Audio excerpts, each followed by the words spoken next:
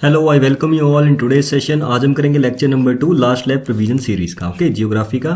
तो चलिए शुरू करते हैं। आज हम सबसे पहले करेंगे इंटरनेशनल डेट लाइन के बारे में।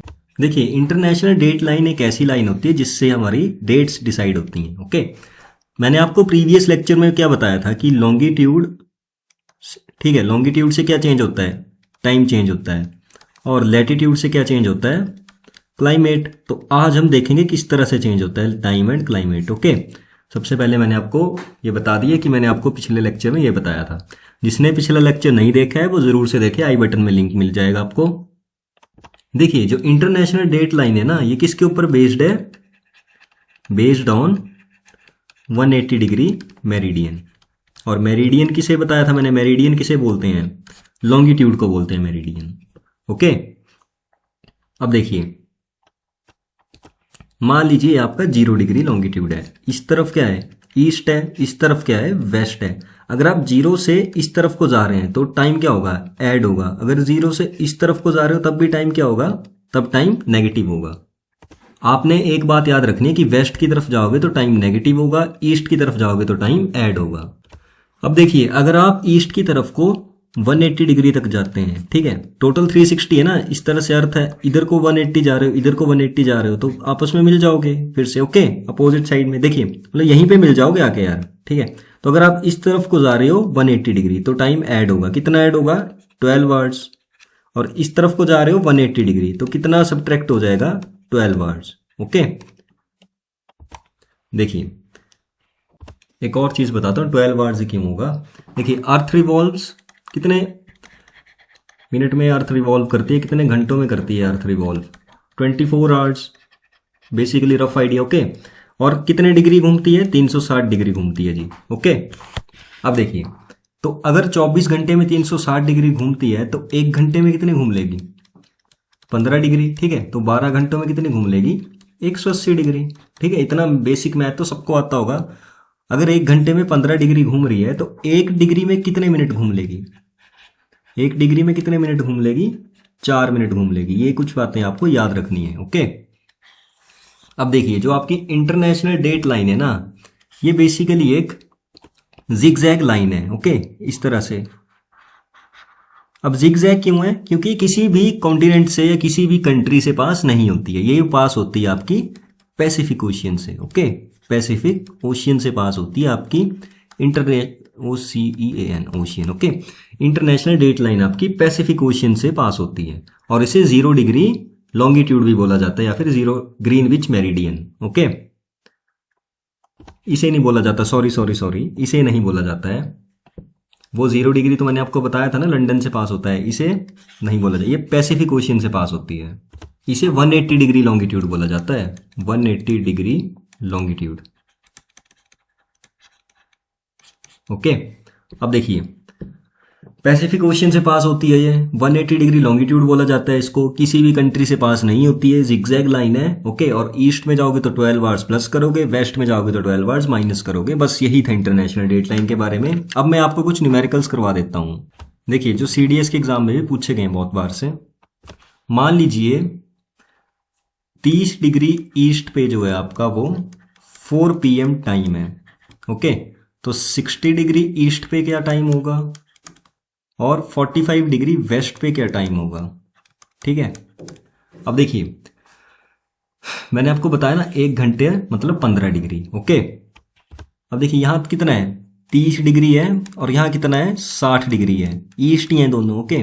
तो हमें 30 से 60 पे जाना है, तो कितना जाना पड़ेगा और आगे, 30 डिग्री और आगे जाना पड़ेगा 30 से 60 के लिए पहुंचने के लिए, ओके। तो एक डिग्री में 4 मिनट है, तो 30 डिग्री में कितने मिनट आ जाएंगे, 30 into 4 कितने हो गया, 120 मिनट्स, ओके। तो मिनट्स को आर में बदला, 120 मतलब 2 आवर्स, ओके। तो ईस्ट की तरफ को मैंने क्या बताया था, देखिए, ईस्ट की तरफ को हम प्लस करते हैं तो 2 आवर्स प्लस कर दो, कितना हो जाएगा, 60 डिग्री ईस्ट पे टाइम, 6 PM, ओके। अब देखिए, 45 डिग्री वेस्ट में कितना टाइम आएगा, देखिए ध्यान से देखेंगे, 30 डिग्री ईस्ट है आपके पास, ओके। आपने जाना है 45 डिग्री वेस्ट की तरफ को जाना है, 45 डिग्री वेस्ट, बीच में 0 डिग्री आएगा, ओके। 30 से 0 के लिए 30 डिग्री, फिर यहां से फिर से 1 2 3 4 इस तरह 45 तक जाओगे, ओके। तो 45 + 30 कितना हो गया, 75 डिग्री। ओके, 75 हो गए ना टोटल। आई होप आपको समझ आ गया होगा। देखिए यहाँ पे बीच में 0 डिग्री था ना, यहाँ 180 था, यहाँ 180 था, तो 30 से पहले 0 पे आना पड़ेगा, फिर 0 से 45 पे जाना पड़ेगा अगर डायरेक्शंस आपकी ईस्ट और वेस्ट या वेस्ट ईस्ट मतलब अपोजिट हो। ओके, तो टोटल 75 हो गया, तो 75 को 4 से मल्टीप्लाई कर दो, कितना आ गया 300 आ गया, 300 मिनट।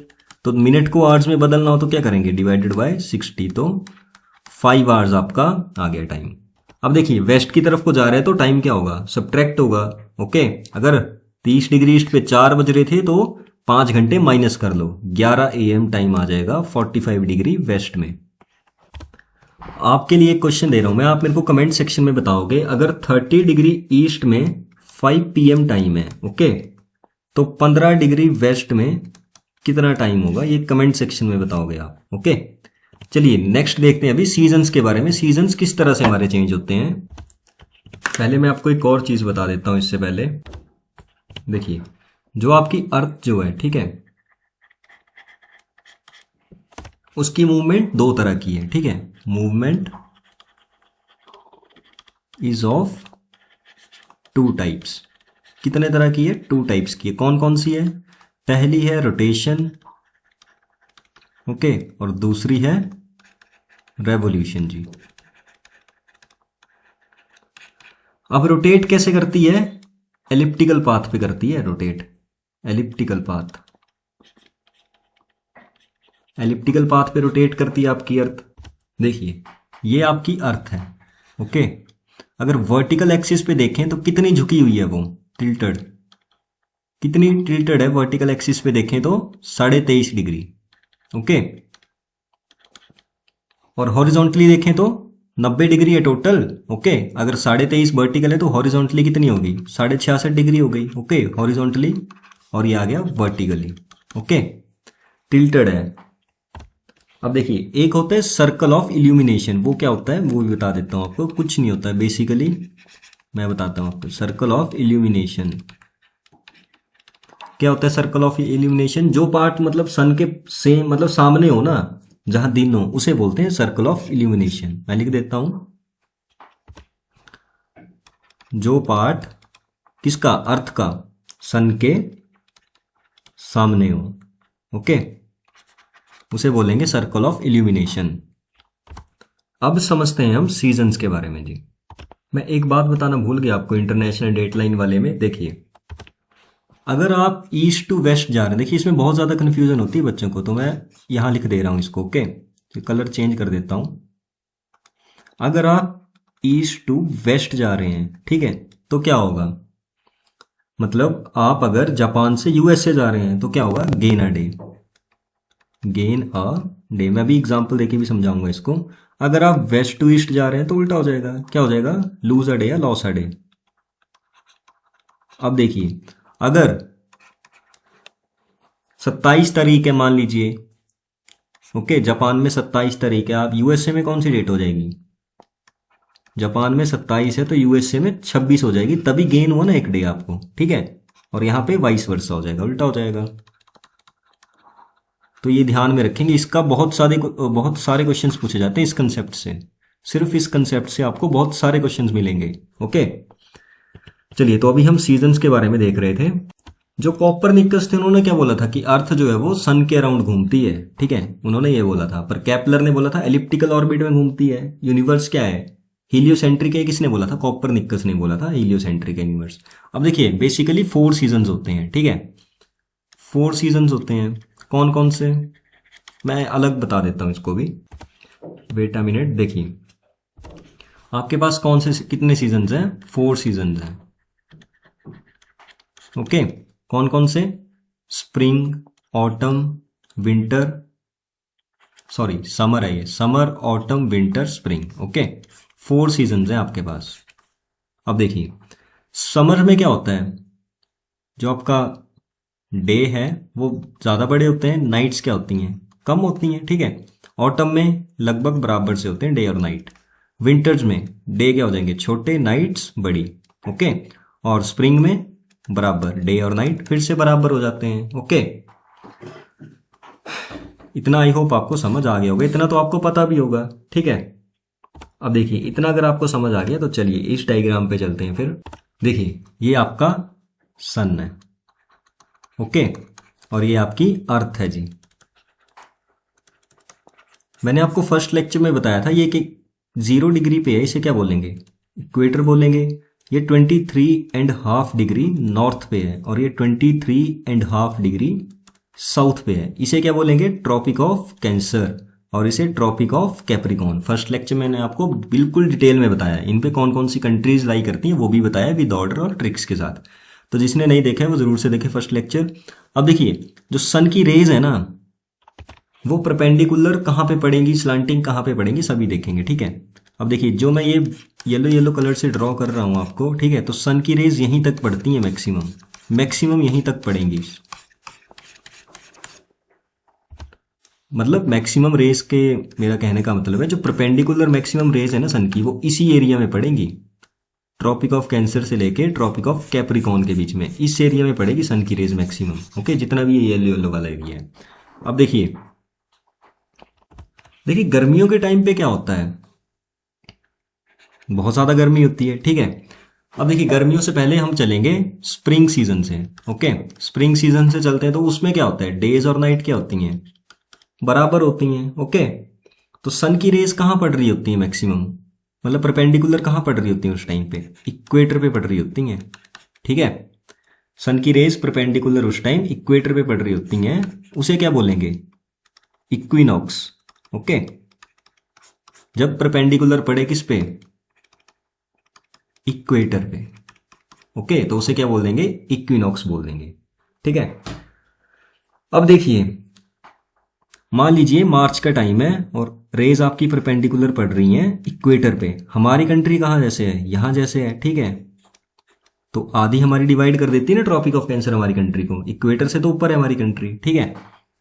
अब देखिए मार्च के बाद हमारे यहाँ क्या होता है, गर्मियाँ आने लगती हैं धीरे धीरे, ठीक है, तो सन की रेज भी ऊपर को शिफ्ट होती हैं। अगर सन की रेज ऊपर को शिफ्ट हो रही है तो क्या नीचे भी रहेंगी, बिल्कुल नहीं, उस टाइम पे नीचे नहीं रहेंगी रेज, उस टाइम पे सदर्न हेमिस्फेयर में विंटर्स आ जाएंगे, ओके, क्योंकि सन की रेज तो ऊपर पड़ रही है मैक्सिमम, नीचे कम पड़ रही हैं, ठीक है। तो उस टाइम क्या होगा कि नॉर्थ हेमिस्फेयर में बहुत ज़्यादा गर्मी पड़ रही होगी, ठीक है, इस एरिया में स्पेशली, ओके, इस एरिया में बहुत ज़्यादा हीट पड़ रही होगी, आपको पता है, जैसे जून जुलाई के टाइम पे, ओके।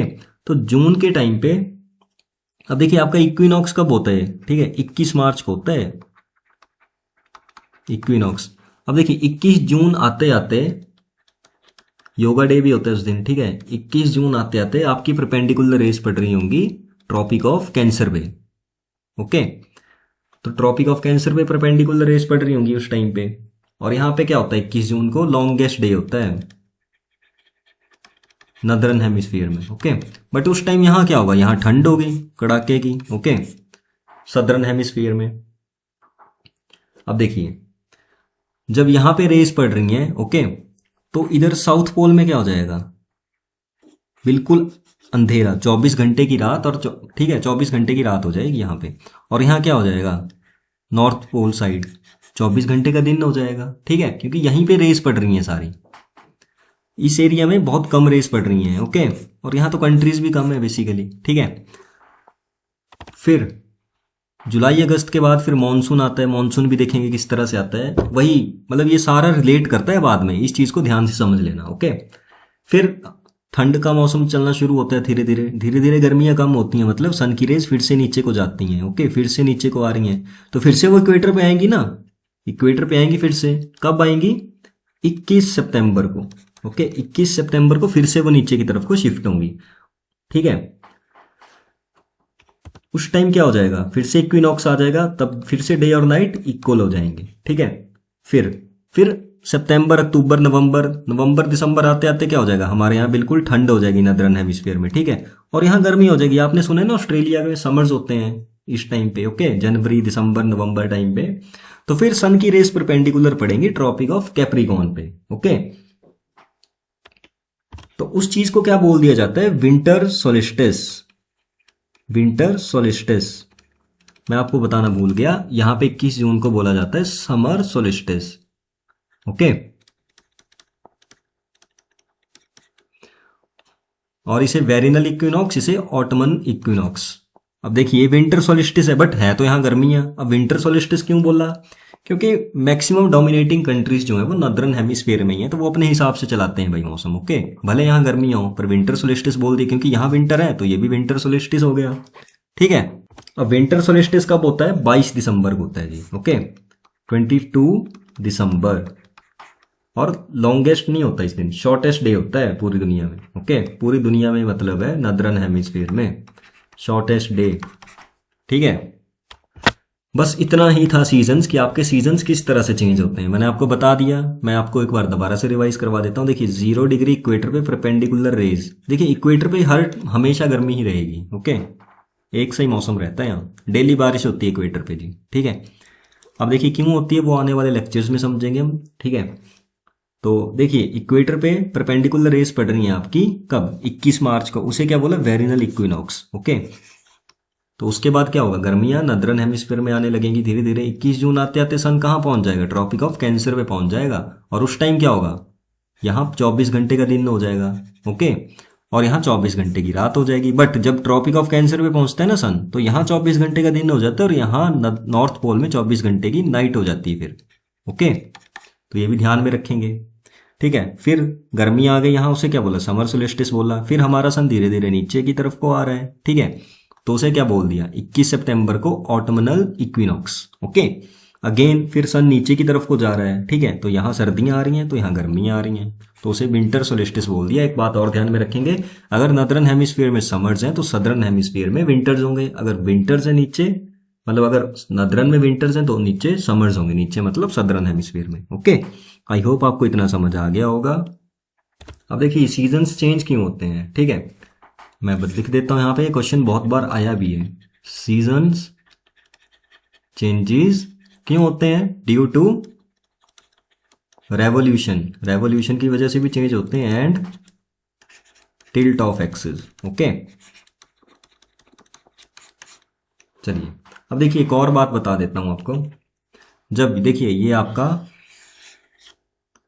सन है, ठीक है, यहां अर्थ घूम रही है, रिवॉल्व कर रही है। ओके, जब अर्थ सबसे पास होगी ना सन के, उसे क्या बोलेंगे, पेरीहीलियन। Okay, perihelion. और जब अर्थ सबसे दूर होगी सन से, उसे क्या बोलेंगे, एपीहीलियन। ओके, अब याद कैसे रखना है, पेरी पास पी। ओके, या फिर पेरी पौना, तो पेरी कैसे पढ़ते हैं, पास हो तभी पढ़ेंगे। ओके, और दूसरा एपीहीलियन हो गया ऑटोमेटिकली। डेट याद रखने की जरूरत नहीं है कब होता है, वैसे चलो बता देता हूं कि पेरीहीलियन होता है आपका 3 जनवरी को, और एपीहीलियन होता है जुलाई 4 को। ठीक है, अब एक बात बताएंगे आप कमेंट सेक्शन में, अगर पेरीहीलियन है 3 जनवरी को, बट 3 जनवरी को तो सर्दियां होती हैं, बट अर्थ तो सबसे पास है ना सन के, तो ऐसा क्यों है, ये कमेंट सेक्शन में बताएंगे आप। ठीक है, और नेक्स्ट वीडियो में मैं आपको इसका सोल्यूशन भी बताऊंगा कि क्यों है। ठीक है, अब देखिए सन का तो मैंने बता दिया, अर्थ और सन का बता दिया। अब देखिए अगर मून हो अर्थ से दूर, तो उसे क्या बोलेंगे, मून फार टू FAR। ठीक है, अर्थ, तो उसे क्या बोलेंगे, एपोजी। ओके, अगर मून नियरेस्ट टू अर्थ, उसे क्या बोलेंगे, पेरोजी। सेम। ओके, मतलब चलिए नेक्स्ट देखते हैं अभी। अब हम करेंगे एटमॉस्फेयर के बारे में। ठीक है, एटमॉस्फेयर में कितनी लेयर्स होती हैं, 5 होती हैं। कौन कौन सी, ट्रोपोस्फेयर, स्ट्रेटोस्फेयर, मीजोस्फेयर, आयनोस्फेयर और एक्सोस्फेयर। ओके, देखिए अगर आप ट्रोपोस्फेयर में ऊपर की तरफ को जा रहे हैं ना, तो क्या होगा, जैसे पहाड़ हैं, आप पहाड़ चढ़ते हैं तो क्या होता है, ठंड होती है ना, धीरे धीरे जितना ऊपर जाएंगे ठंड बढ़ती जाएगी। तो ऊपर की तरफ को अगर जा रहे हैं तो क्या होगा, टेम्परेचर कम होता है। ठीक है, टेम्परेचर इस साइड लिख दे रहा हूं मैं। ठीक है, अगर जा रहे हो आप ऊपर की तरफ को तो इस साइड लिख रहा हूं। ठीक है, हर लेयर का। ओके, अगर स्ट्रेटोस्फेयर में आप ऊपर की तरफ को जा रहे हो तो क्या होगा, टेम्परेचर भी बढ़ेगा। ओके, अगर यहाँ टेम्परेचर लिख रहा हूं इस साइड में, ध्यान रखेंगे। Okay, temperature. ओके, और अगर सभी लेयरों में आप मान लो ऊपर की तरफ को जा रहे हैं, ठीक है, अगर मीजोस्फेयर में जा रहे हो ऊपर की तरफ को तो यहाँ टेम्परेचर गिरेगा, यहाँ जा रहे हो तो बढ़ेगा, यहाँ जा रहे हो तो गिरेगा। एक्सोस्फेयर का सच कुछ बोल नहीं सकते, ठीक है, क्योंकि ये डिफाइन नहीं है अभी तक पूरी तरह से, बट आप 4 का याद रखो। उल्टा होता है, ट्रोपोस्फेयर का याद है तो ऊपर का बढ़ेगा, यहाँ का गिरेगा। मीजोस्फेयर सबसे कोल्डेस्ट है जी। ओके, कोल्डेस्ट लेयर है, और नॉक्टिलूसेंट क्लाउड्स भी यहाँ फाइंड होते हैं। लिख देता हूं मैं, नॉक्टिलूसेंट क्लाउड्स। ओके, कहाँ फाउंड होते हैं? मीजोस्फेयर में। ठीक है, आइनोस्फेयर का और क्या नाम है जी? थर्मोस्फेयर भी बोलते हैं इसको। ठीक है, थर्मोस्फेयर, और ये सबसे हॉटेस्ट लेयर है। ठीक है, जो आपके सारे वेदर फिनोमिना है, ठीक है, वो सारे कहाँ होते हैं? इधर ही होते हैं, ट्रोपोस्फेयर में। ओके, जो आपकी ओजोन लेयर है वो कहाँ फाउंड होती है? स्ट्रेटोस्फेयर में। अब देखिए, ओजोन लेयर यूवीए, यूवीबी। ठीक है, कैंसरस कौन सी होती है? यूवीबी। ओजोन की यूनिट क्या होती है? डॉब्सन जी। ओके, याद रखेंगे। प्रोटोकॉल्स कौन से हुए थे? देखिए, सबसे पहले मैं यहां लिख दे रहा हूं साइड में। ठीक है, क्योटो प्रोटोकॉल हुआ था। ओके, क्योटो प्रोटोकॉल कब हुआ था? जापान में हुआ था। किसके लिए? ग्रीन हाउस गैसेस के लिए। Okay, in Japan. ठीक है, और फिर उसके बाद कब हुआ था? मॉन्ट्रियल प्रोटोकॉल हुआ था। कहाँ? कनाडा में। मॉन्ट्रियल जगह है कनाडा में। ठीक है, मॉन्ट्रियल हुआ था 1987 में। एक मिनट, 1987 में हुआ था मॉन्ट्रियल प्रोटोकॉल। ओके, अब देखिए, प्रोटोकॉल्स वगैरह ये अलग से समझ लेंगे हम। एक अलग क्लास होगी, जो लास्ट क्लास होगी जियोग्राफी की, उसमें यही सब होगा। ठीक है, तो वहीं समझ लेंगे, यहाँ ज़्यादा डीप में जाने की ज़रूरत नहीं है, नहीं तो टॉपिक से अलग हो जाएंगे हम। ठीक है, फिलहाल इतना रख लो याद, या ये भी नहीं याद रखना, कोई बात नहीं, अलग से समझ लेंगे इसको। ठीक है, एक्सोस्फेयर में क्या है? Van Allen's belt. ओके, आपने सुना होगा ना कि जो अर्थ है, ठीक है, अर्थ के अराउंड क्या है? मैग्नेटिक फील्ड है जो हमें बचाती है। ठीक है, मीटियोर्स वगैरह से, तो वो एक्सोस्फेयर में पाई जाती है। ठीक है, सारी टेम्परेचर वेरिएशन जो है वो ट्रोपोस्फेयर में, वेदर फिनोमिना इधर है, क्लाउड्स इधर हैं। ठीक है, जो एरोप्लेन फ्लाई होते हैं आपको स्ट्रेटोस्फेयर में फ्लाई होते हैं। ओके, अब देखिए, यहाँ देखिए आप, जो एक तो यार जगह कम है यहाँ पे। ठीक है, मैं स्लाइड क्रिएट कर लेता हूँ, और चलो देखिए, ट्रोपोस्फेयर में मैंने आपको क्या क्या बताया, मैं दोबारा से सारा लिख दे रहा हूँ यहाँ पे। ठीक है, ट्रोपोस्फेयर में क्लाउड्स हैं आपके। ओके, सारे वेदर फिनोमिना है यहाँ पे। ठीक है, और आपकी जो पोल्स पे हाइट है ट्रोपोस्फेयर की, वो ज़्यादा होगी कि कम होगी? कम होगी। कितनी? 9 से 10 किलोमीटर। ओके, और इक्वेटर पे कितनी है? इक्वेटर पे 18 से 20 किलोमीटर। ओके, तो ऑन एवरेज हाइट कितनी आ जाती है ट्रोपोस्फेयर की? 13 किलोमीटर। ठीक है, अब ऐसा क्यों है? ठीक है, due to convectional current. Convectional current क्या होती हैं? नेक्स्ट लेक्चर्स में आपको बहुत अच्छे से समझ में आएगा। ठीक है, फिलहाल इतना रख लो, ड्यू टू कन्वेक्शनल करंट। ठीक है, चलिए देखिए, उसके बाद आ गई आपकी स्ट्रेटोस्फेयर। अब स्ट्रेटोस्फेयर में क्या है? ओजोन लेयर है। ठीक है, यूवी बी जो है वो कैंसरस है। ओके, इसके बाद ऊपर को जाएंगे तो टेम्परेचर क्या होगा? इंक्रीज होगा। ठीक है, थर्ड है आपकी कौन सी लेयर? मीजोस्फेयर। ठीक है, मीजोस्फेयर में क्या होगा? कोल्डेस्ट है सबसे पहले। ठीक है, एरोप्लेन स्ट्रेटोस्फेयर में फ्लाई करते हैं। ठीक है, क्यों? क्योंकि कोई वेदर फिनोमिना नहीं है। ठीक है, ना कोई बादल आ रहे हैं, ना बारिश है, ना पंछी हैं, तो स्ट्रेटोस्फेयर में फ्लाई करते हैं एरोप्लेन। देखिए, मीजोस्फेयर आपकी कोल्डेस्ट है। मीटियोर्स यहीं पे बर्न होते हैं। Okay, meteors burn here. ठीक है जी, और नॉक्टिलूसेंट क्लाउड्स मिलते हैं, वो मैंने पीछे लिख दिया। देखिए, नेक्स्ट है आपकी आइनोस्फेयर। वैन एलन्स बेल्ट मैंने एक्सोस्फेयर में बताई, वो मैंने लिख दिया। ठीक है, आइनोस्फेयर क्या है? इसे थर्मोस्फेयर भी बोला जाता है। ठीक है, थर्मोस्फेयर। और इसके बाद क्या है? यहाँ पे रेडियो कम्युनिकेशन होती है। रेडियो कम्युनिकेशन के लिए कौन सी लेयर रिस्पॉन्सिबल है? आइनोस्फेयर। आयन्स है ना इसमें। ठीक है, रेडियो कम्युनिकेशन। ओके, और ऑरोरा। ऑरोरा आपने सुना होगा, एक ऑरोरा, वो भी यहीं पे फॉर्म होते हैं।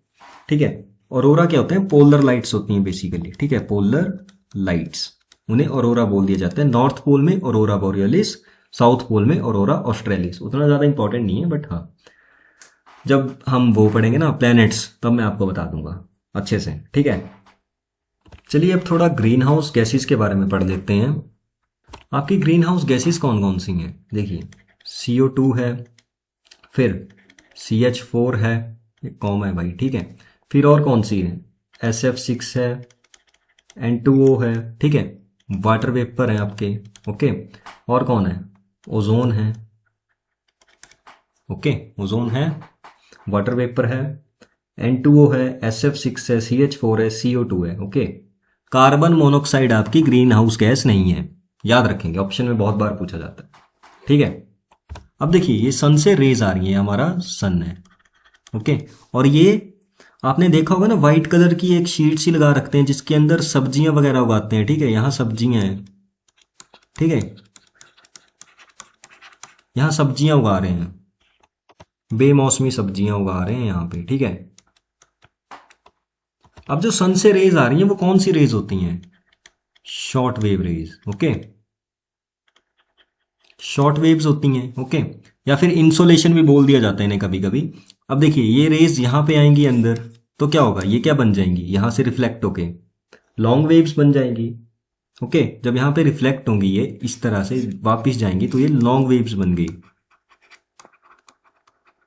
ओके। टेरेस्ट्रियल रेडिएशंस बोल दिया जाता है इन्हें, इंसोलेशन बोल दिया जाता है। अब देखिए जो शॉर्ट वेव्स हैं वो तो ट्रांसपेरेंट होती है, बट लॉन्ग वेव्स यहीं फंस जाती हैं, वो बाहर नहीं जा पाती, ठीक है। इस वजह से क्या होता है, ग्रीन हाउस गैसेस बनती हैं, ओके। ओजोन यार ग्रीन हाउस गैस है नहीं, मेरे को कंफर्म नहीं है, तो इसे निकाल दो से, ठीक है। तो लॉन्ग वेव्स यहाँ पे ट्रैप हो जाती हैं, फंस जाती हैं, ठीक है। ये आपने याद रखना है। जो सन से आ रही हैं वो शॉर्ट वेव्स हैं, और जो टेरेस्ट्रियल रेडिएशंस हैं जो रिफ्लेक्ट होकर बाउंस बैक होकर जा रही हैं वो लॉन्ग वेव्स हैं। अरे जैसे आपने देखा होगा ना कि धूप में गाड़ी खड़ी कर दो और थोड़ी देर के लिए चले जाओ, 1-2 घंटों के लिए आप बाहर, तो क्या देखो गाड़ी के अंदर बहुत ज्यादा गर्मी हो रखी है, ठीक है। क्यों? क्योंकि सन की रेज आई आपके शीशे से अंदर, ठीक है, और वो बाहर लॉन्ग वेव्स जा नहीं पाई, तो इसलिए गर्म हो गई वो गाड़ी अंदर से, ओके। अब देखिए कॉम्पोजिशन ऑफ गैसेस देख लेते हैं, कौन कौन सी गैसेस हैं और किस में, मतलब ऑर्डर देख लेते हैं, ऑर्डर भी पूछा है बहुत बार इनका। देखिए सबसे पहले हमारी नाइट्रोजन जी, ओके। उसके बाद है ऑक्सीजन, उसके बाद आर्गन है जी, ओके। उसके बाद है CO2, उसके बाद है नियॉन, देन क्रिप्टन, उसके बाद कौन सी है, हीलियम है जी, उसके बाद जेनन, और उसके बाद है हाइड्रोजन। ये वेरी इंपॉर्टेंट, ठीक है, हाइड्रोजन वेरी इंपॉर्टेंट है, मोस्ट इंपॉर्टेंट। CDS में भी क्वेश्चन भी आया है इससे, ओके, कि इनका ऑर्डर बताओ, तो याद रखेंगे। नाइट्रोजन ऑक्सीजन सबको पता ही है भाई, सबसे ज्यादा नाइट्रोजन है, फिर ऑक्सीजन है, ओके, फिर आर्गन है, फिर CO2 है भाई, याद रखेंगे, ओके। याद कर लेंगे इसको जरूर से, वेरी इंपॉर्टेंट, ठीक है। अब देखिए एयर से क्या बनता है, एटमॉस्फेयर, ठीक है। वाटर से क्या बनता है, क्या बनता है, हाइड्रोस्फेयर। और लैंड से क्या बनता है, लिथोस्फीयर, ओके। तो चलिए इसी के साथ हमारी आज की क्लास यहीं पे खत्म हो रही है। कल हम कौन सा टॉपिक करेंगे, कल करेंगे हम विंड सिस्टम के बारे में, ठीक है। कौन से कॉन्टिनेंट में, कौन सी कंट्री में किस विंड को किस नाम से जाना जाता है ये भी करेंगे, और विंड सिस्टम पूरा समझेंगे एक ही क्लास में, ओके। तो चलिए मिलते हैं नेक्स्ट लेक्चर में, तब तक के लिए जय हिंद, जय भारत।